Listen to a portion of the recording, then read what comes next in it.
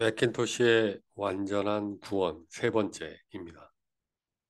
요단강, 그리스도와 살아있는 연합 속으로의 삶.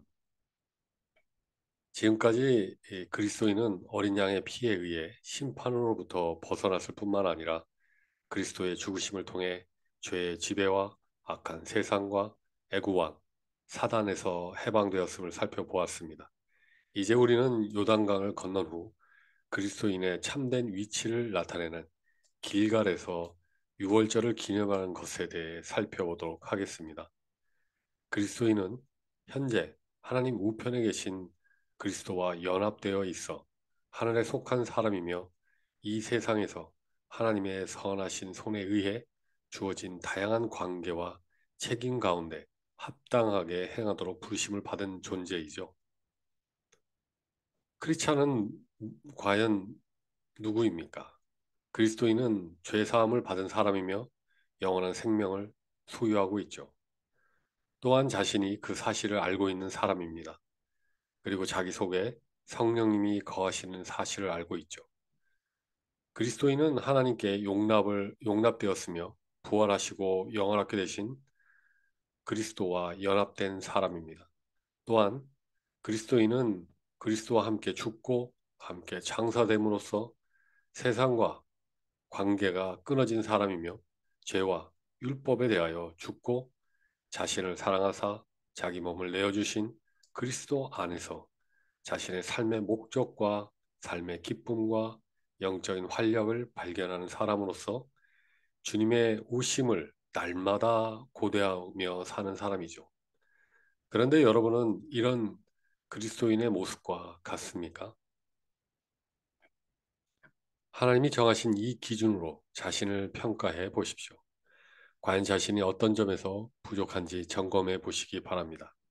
이렇게 해봄으로써 하나님의 사랑과 예수 그리스도의 사역과 그리고 성령님의 증거가 존재하는 한 참된 그리스도인들에게 속한 풍성하며 귀한 모든 신령한 복을 충만하게 누리지 못할 이유가 없다는 것을 확신하며 안식할 수 있습니다.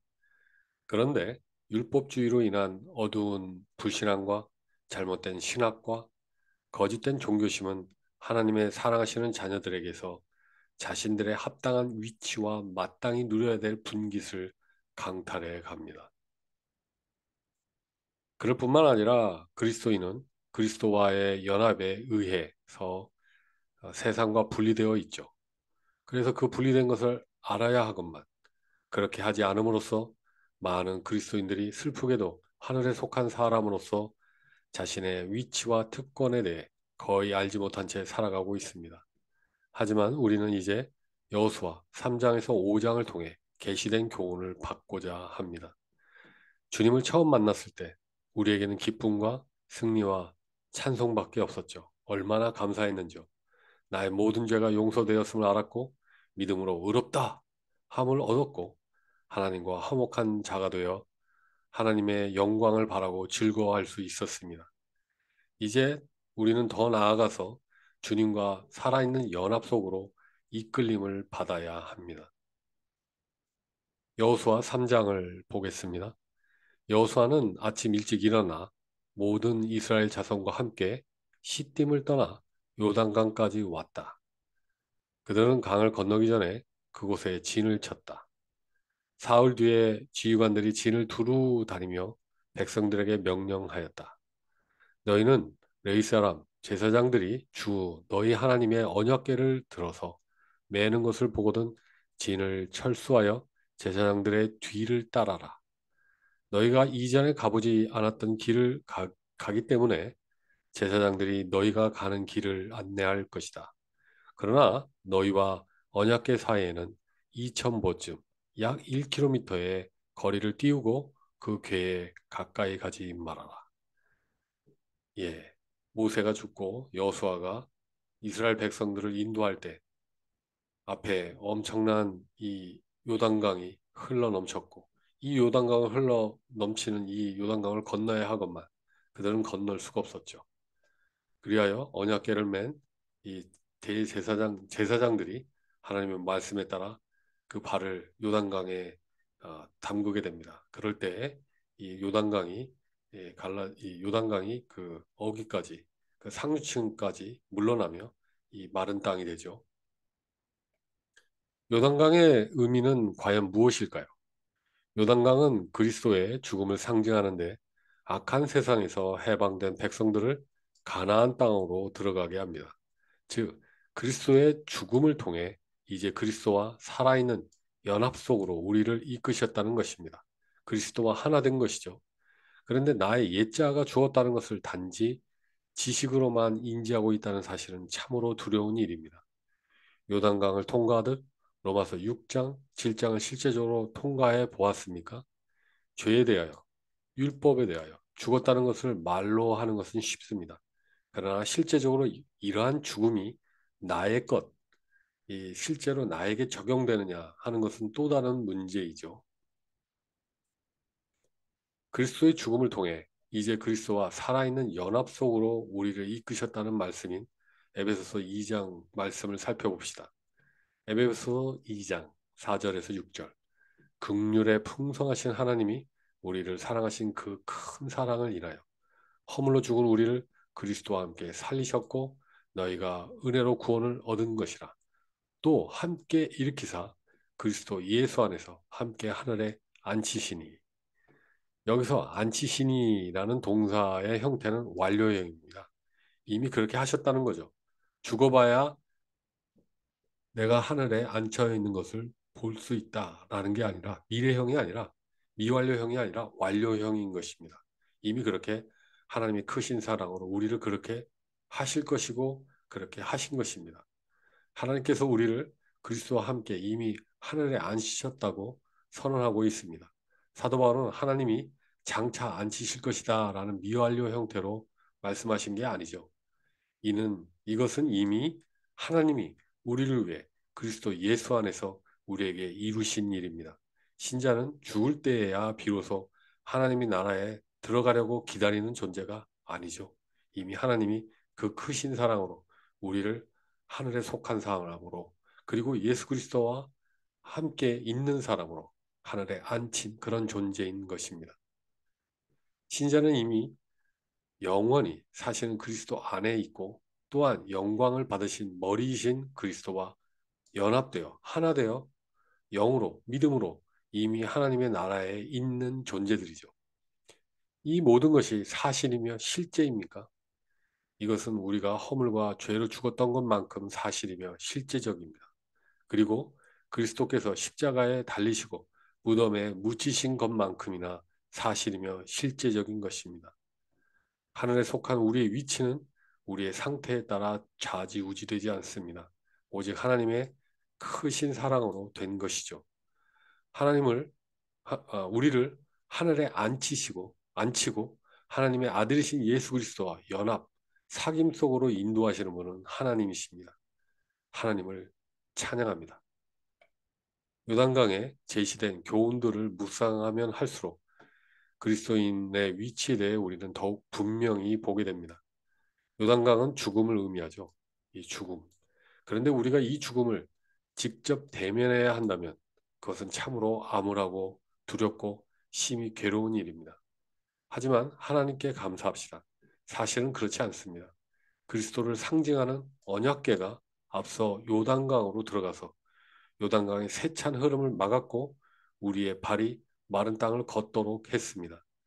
주님은 죽음이라는 방법을 통해 죽음을 정복하셨죠. 우리는 바로 그 방법을 통해 영으로 또 믿음으로 참된 하늘의 가나안에 이르게 된 것입니다. 이 죽음의 길은 아무도 모르고 아무도 가보지 않았던 길이었습니다. 어느 인간도 무사히 지나갈 수 없는 그런 길이었죠. 히브리서 9장 7절. 한 번 죽는 것은 사람에게 정하신 것이요 그 후에는 심판이 있으리니 죽음의 공포 앞에 설 자가 누구입니까? 누가 대면할 수 있단 말입니까? 누가 넘쳐 흐르는 요단강에 맞설 수 있단 말입니까? 그런데 베드로는 자신이 그럴 수 있다고 생각했습니다. 하지만 베드로는 실패했죠. 요한복음 13장 베드로가 이렇게 말했습니다. 주님, 왜 지금은 내가 따라갈 수 없습니까? 나는 주님을 위하는 일이라면 목숨이라도 바치겠습니다. 그때 주님께서 말씀해 주셨죠. 내가 나를 위하여 내 목숨을 버리겠느냐? 내가 진실로 진실로 내게 이르노니 닭 울기 전에 내가 3번 나를 모른다 할 것이다. 주님이 베드로보다 앞서 가셔야만 했습니다. 그 누구도 가본 일이 없는 길을 주님은 몸소 앞서 가셔야만 했습니다. 요한복음 13장 내가 가는 곳에 너 베드로가 지금은 따라올 수 없으나 나중에는 따라올 수 있을 것이다. 주님과 베드로 사이에는 거리가 있어야 했습니다. 주님께서 먼저 그 길을 가셔야만 그 뒤를 갈 수 있었기 때문이죠. 여호수아 3장 너희와 언약궤 사이에는 2000보쯤 약 1km의 거리를 띄우고 그 궤에 가까이 가지 말아라. 예, 언약궤는 예수 그리스도를 상징하기죠. 주님께서 먼저 그 요단강을 건너실 것을 상징하고 있는 것입니다. 이스라엘과 언약궤 사이에 놓인 이 신비스러운 거리, 이 거리의 중요성을 다시 한번 우리는 알게 됩니다. 주님은 먼저 죽음을 맞으셨습니다.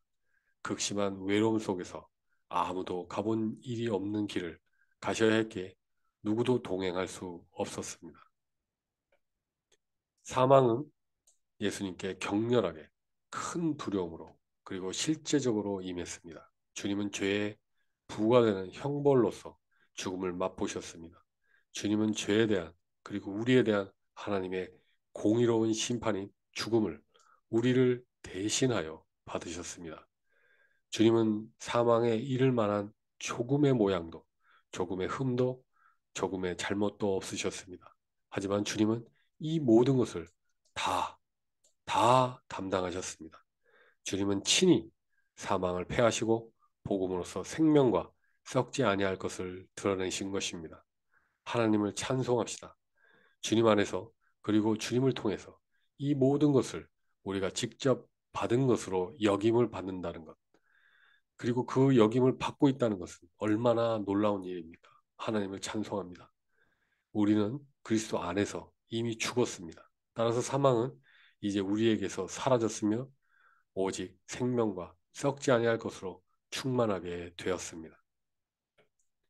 먼저 앞서가신 주님으로 인하여 베드로에게 죽음은 처음에는 두려움이었습니다. 그러나 이젠 하나님께 영광을 돌릴 수 있는 수단으로 변화되었습니다. 이 얼마나 큰 영광입니까?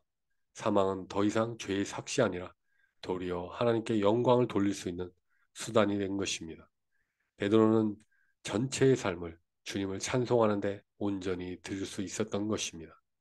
요한복음 21장 내가 젊어서는 내가 스스로 띠띠고 원하는 곳으로 다녔거니와 늙어서는 내 팔을 벌리리니 남이 내게 띠띠우고 원치 아니하는 곳으로 데려가리라. 이 말씀을 하심은 베드로가 어떠한 죽음으로 하나님께 영광을 돌릴 것을 가리키심이더라.